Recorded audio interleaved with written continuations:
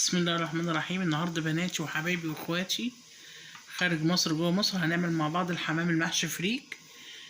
ده للبنات اللي لسه متجوزه او بتخاف تحشي الحمام. هنعمل مع بعضينا. بص، انا غسلت الحمام، غسلته وشلت الرقبه خالص منه عشان بتبقى شكلها مش ظريف. خلي الراجل بتاع الفراخ يشيلها لك او الست اللي هتعمليها عندها. دي السمنه اللي احنا حطيناها، هنحط عليها مقدار بصلتين مضروبين في الكبة،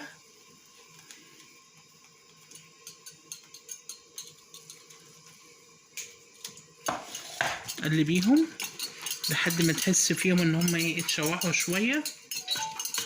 حطي عليهم حبة فلفل اسمر. طبعا الفلفل الاسمر دوت يبقى ابو الطيور وابو الحمام وابو اللحمة. ونحط الكبد والقوانص بتاعتنا نحمرها مع البصل لحد ما يتشوحوا مع بعض. الطريقة ديت هتعجبك قوي، طريقة حلوة للبنات وما تخافيش من حشو الحمام. هنعمله مع بعضنا كده خطوة خطوة من غير ما تقولي انا مش عارفة احشي الحمام. لا، حشو الحمام سهل وعميله سهل، والطريقة معايا تابعيني بس وشوفي ان انا بعمل ايه واعملي ازاي.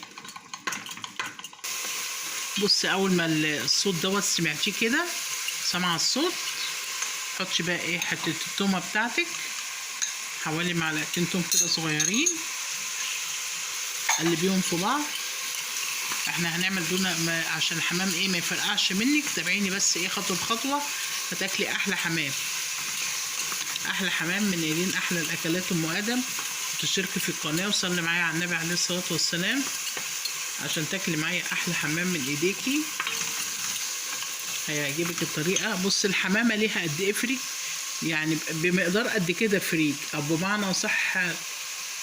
بصي، كوبايه صغيره فريك، كوبايه صغيره قوي اللي هي كوبايه الشاي الصغيره، اعمليها للحمام. عايزه تعملي رز ممكن برضه المره الجايه نعمله بالرز. هنزوده بمعلقه صلصه من البرطمان عليه. الصلصه بتديله نكهه حلوه قوي. مش عايزه تحطي ما تحطيش، بس نصيحه حطي، الصلصه بتديله طعم رهيب. نحط بقى الفريك بتاعنا نشوحه فيها. انا عامله فريك كتير عشان في حاجات تانية هحشيها مش للحمام بس. يعني ممكن بنفس الطريقه دي تعملي الرز، يعني بالتكات دي كلها حطي معاها الرز.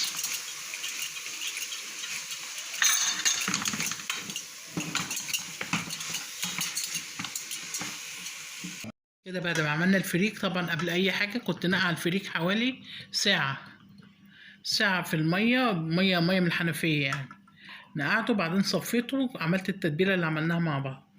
ونحشي الحمام، ندهن من جواه فلفل اسمر. خدي بصباعك كده ودعكي كده جواه بالفلفل الاسمر. هنعمل طريقه بحيث ما يفرقعش منك وما تخافيش من من الحمام. بص، عايزه تحشيه بالمعلقه احشي، عايزه تحشيه بايدك احشي. انا هوريكي بالطريقتين. ادي دي حاجه بالمعلقه بسم الله الرحمن الرحيم. دايما في اي حاجه اذكري اسم الله وتطلع حاجتك حلوه.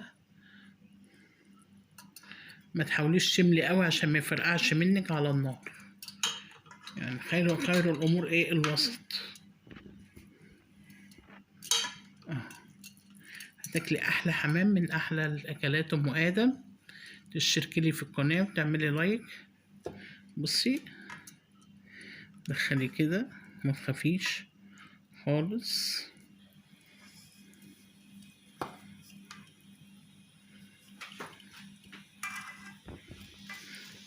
ما تخافيش من عملي الحمام. بصي بقى، نحشي من فوق نفس الحكايه. دخلي بصي معلقه صغيره بايدك اهو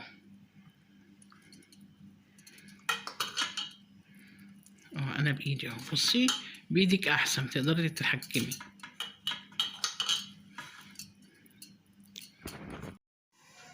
بعد ما خلصت حشو الحمام ولعنا على ميه، حطينا عليها فلفل اسمر، ورق لورا، وبصل، وطماطم، وتغلي، وهنحط فيها الحمام يستوي حوالي ايه من 25 دقيقة، هي 25 دقيقة بالظبط. المية غلت اهي بتاعت الحمام، هنحط الحمام يستوي. نحط الحمام بتاعنا يستوي. بسم الله الرحمن الرحيم. بعد ما استوى 25 دقيقة بالظبط، بصي ولا فرقع ولا جرى له حاجة، نطلعه ونحمره، نطفي عليه ونطلعه. جمال الشوربة دي بقى تعملي عليها ايه؟ ملوخية، بامية ويكا بتاعت الصعايدة، البامية الويكا، وانا صعيدي يعني، انا اصل صعيدي.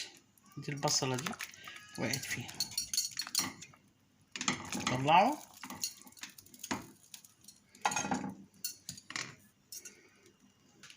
بس ولا حمام ولا حمامة مفرقعة، ما شاء الله. نحمره ونقدمه مع بعض. ادي الحمام اهوت، عملته حمرته، والف هنا عليكي. لو عايزه طريقه ادخلي على القناه اشتركي. باحلى الاكلات ام ادم، وشكرا ليكم.